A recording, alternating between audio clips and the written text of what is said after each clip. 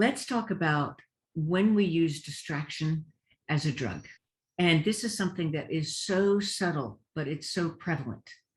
And we kind of got addicted to it through social media, where it's just easier to spend time there and scroll through things. And there's been so much information done on how this isn't really so great for our health.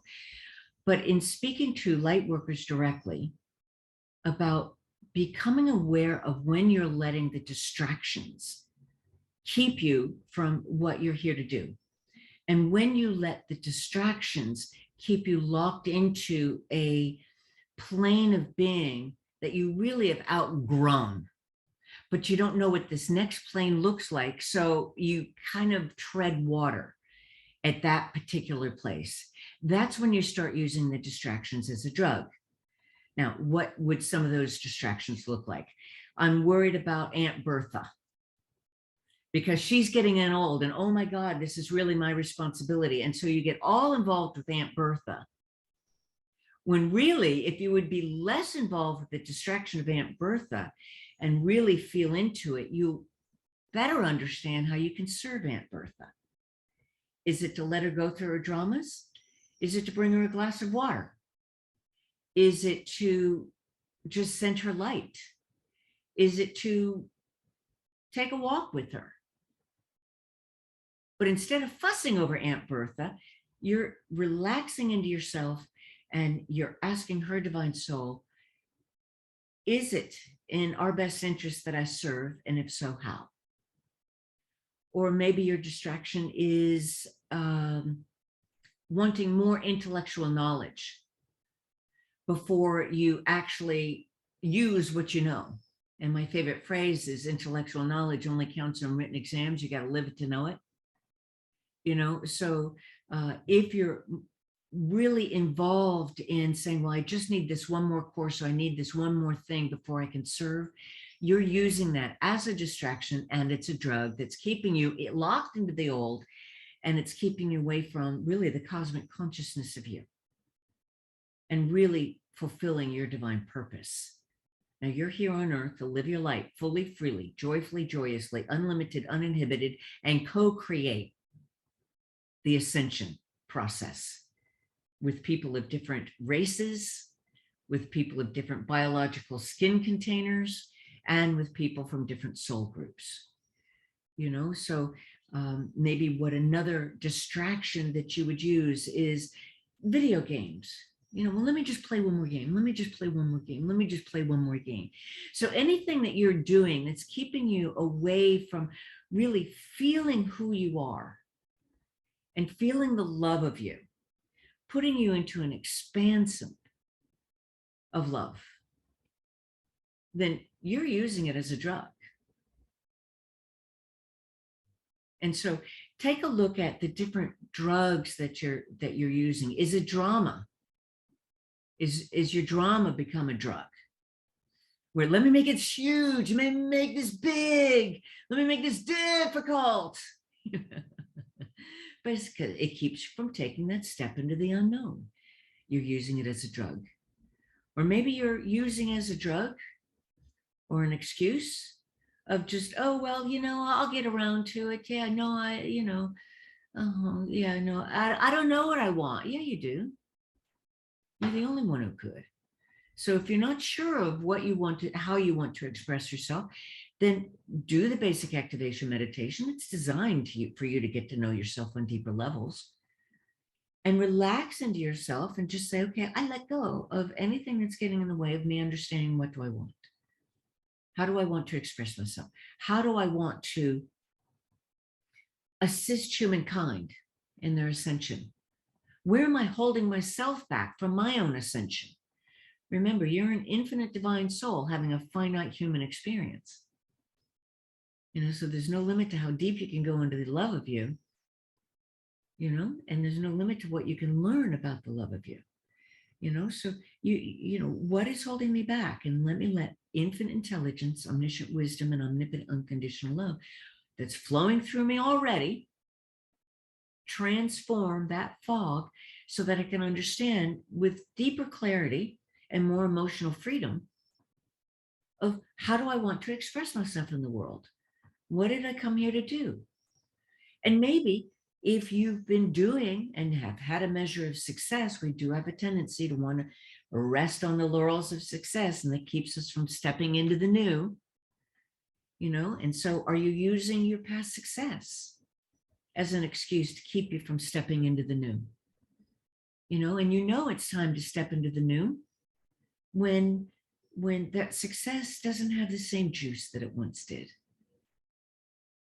Okay, you're outgrowing it. That's okay.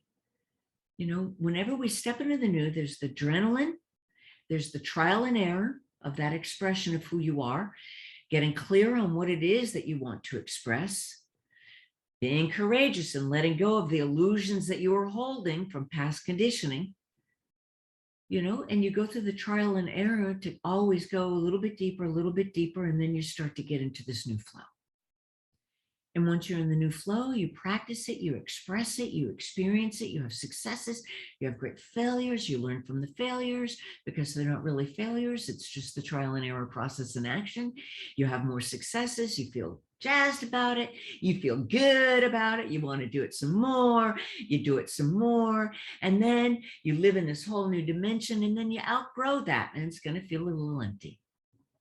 And you're going to find yourself finding excuses to not move into that new dimension again, because we're quirky that way.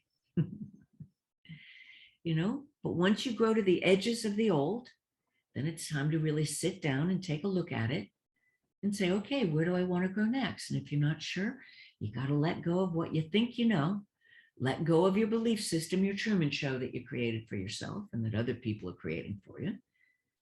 And just say, okay, what do I want to express now? How can I best serve?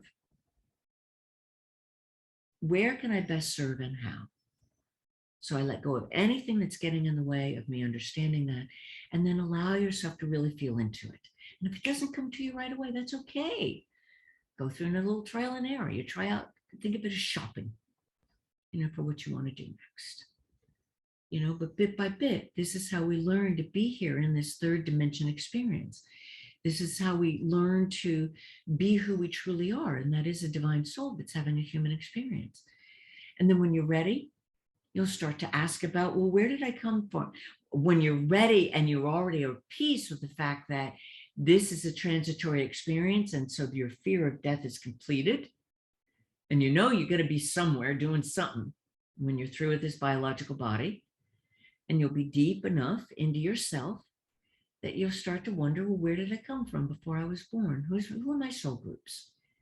And then you'll start to open yourself up to having different soul groups. Just like that there's different races here on Earth. Within the human race, there's a lot of different species or different races within it. And you'll start to be curious about different races that live in the cosmos and are cosmic cousins. And then you'll start to think about, well, where did I come from before I was born? And then you'll slowly discover, well, people come from different places. And wow, wait, there's different species of divine souls. And look how we can all work together. So that'll take you deeper into wanting to understand who you are and where you came from. It'll take you deeper into wanting to connect with other divine souls of different species and different races. And then when you do that, then those differences on the human level seem so banal, they melt away. And then when you do that, you open yourself up. And this is a little further down the road, depending on where you are in your reawakening process, but you open yourself up to the fact that, gee, there might be different species in these flying machines that, the US government has finally said out loud that are here and that are transdimensional. They go from outer space and then our space and then deep into water, and they don't behave according to our laws or our known laws of physics. And so we need new physics. And then you start to open up to, well, gee, who's behind these different machines? And who's behind all of this? And then you start to open yourself up to that. And then you start to understand there is this big, huge tapestry of life, and everything that you've been living is a bit of a Truman Show, but that's okay. Because you're deep into the love of you. And so if at any point in time, you start to look at these distractions that you've been using as a drug, take a look at what are you afraid of? What's holding you back? Am I afraid to let go of something that I've held near and dear because something is kind of pushing up and you know it's going to be big? Well, let it be big. Be outrageous. Be outrageous, because I promise you, you will find other people that have experienced something similar. Because that's how big and how rich this tapestry here is on planet Earth. And there was a great T-shirt that somebody once told me, they gave to me, and it said, "Da vicino nessuno è normale." Up close, nobody is normal. And so if you can let go of your idea of what is normal, then you can start to be the outrageous light of you, which is just so bursting with unconditional love. Love that you don't even imagine. And it's been my experience in 40 years of doing this, that the next phase, once I'm in it, I go, holy cow, I did not see that coming. And it's always bigger and it's always better. And one last little defense mechanism that I just want to point into, and this came out in the light circle Thursday night. Remember that you are special, but so is everybody. And that should take care of any power games that you might be participating in or might have a tendency to want to participate in because you're proud of your new knowledge. You're special, but so is everybody else. Each in our own way. We're in this together. Thank you so much for listening, and thank you so much for being interested in learning on how to live your light more fully and freely with emotional freedoms that you haven't even yet begun to dream of, and that gives you the courage and clarity to live your divine soul purpose. Now, just so that I play well with the algorithms here on YouTube, be sure to like the video. Please leave me a comment, because I do love more two-way conversations, and subscribe if you want to stay in touch with any of the new material that I'm putting out there.